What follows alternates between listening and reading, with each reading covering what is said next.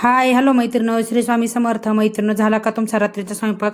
माझा काय अजून स्वयंपाक झालेला नाही आहे. मी मुलांना क्लासवरून आणल्याच्या नंतर त्यांना खायला देऊन तेव्हापासून झोपलेली होते, कारण माझी तब्येत काही ठीक नाही आहे. माझं पोट दुखत आहे, ते काही बरं नाही आहे.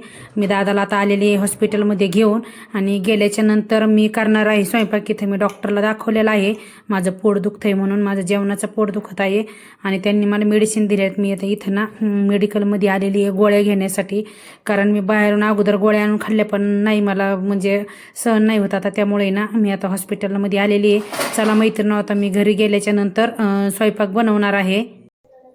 चला मैत्रिणी, मी तुम्हाला आता ना रात्रीच्या जेवणामध्ये ना काय काय बनवलंय ते दाखवते, आणि मी उद्या सकाळची काय काय तयारी केलेली आहे ना ते पण दाखवते. चला अगोदर मी स्वयंपाक दाखवून घेते.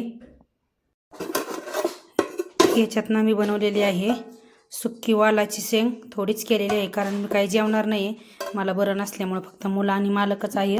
आणि सकाळची थोडी बटाट्याची भाजी, आणि यामध्ये आहे आता चपात्या केल्यात फक्त मी 5, त्यांच्या दोघा तिघा पुरतेच, मी काही जेवणार नाही आहे. चला आता मैत्रिणी, मी सकाळच्या डब्याची काय काय तयारी केली ना ते तुम्हाला दाखवते. पहा आता मैत्रिणी, मी ना उद्याला मुलाला नाश्त्याला ना पालकाच्या पुऱ्या देणार आहे. त्यासाठी इथं ठेवलेलं आहे मी पालक पुरीसाठी पीठ मळून, आणि इथं आहे आपली साध्या चपात्याचं पीठ मळलं ह्यामध्ये, आणि याच्यात ना शेवग्याची शेंग पण कट करून ठेवलेली आहे, कारण मी उद्या डब्याला भाजी ना शेवग्याची शेंग देणार आहे. ह्याच्यात ठेवलेली आहे हरभऱ्याची डाळ काढून, मी ना ती रात्रीमध्ये उठलं ना मग त्याच्यामध्ये पाणी वाटणार आहे, आणि आलं लसूण पेस्ट पण करून ठेवली, आणि इथं भाजून ठेवलेत मी शेंगदाणे, ते आता झोपेपर्यंत थंड होतील, नंतर त्याचा मी कूट करून ठेवणार आहे. आणि चला आता मी अजून माझी बाकीचं काय काय काम राहिलं आहे ना ते पण दाखवते, कारण अजून मालक आलेलं नाही, तर तोपर्यंत मला होईल तेवढं काम आवरायचं आहे. किचन वगैरे मी सगळं आवरून घेतलेलं आहे. चला आता काम दाखवते राहिलेलं. पहा माझे ना आता एवढे भांडे राहिलेले आहेत घासायचे, स्वयंपाकाचे थोडे येतं, बेसिंगमध्ये काही येतं, आणि मुलांचे सकाळचे टिफिन ते पण घासून ठेवायचे आहेत. आणि इथं ना मालकाचा एक युनिफॉर्म पण इस्त्री करून ठेवायचा आहे.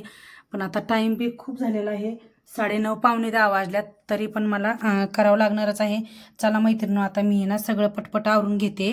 काय करते ना दोघं बी दाखवते. काय करते बाळा तू? बघा माझं छोटे बेबी टेबल आवरत आहे, त्याला पण सवय आहे सकाळची त्याचं आवरून ठेवायची. ते पहा ते ना आता सकाळची स्कूल बॅग भरून ठेवतो रोज संध्याकाळी, मग त्याची पण सकाळी गडबड होत नाही आहे. छान ठेव व्यवस्थित. कर पटकन. जाऊ बाळा आता मी भांडे घासते मी. बाय मैत्रिणी, गुड नाईट. भेटू परत नेक्स्ट ब्लॉगमध्ये, तोपर्यंत बाय.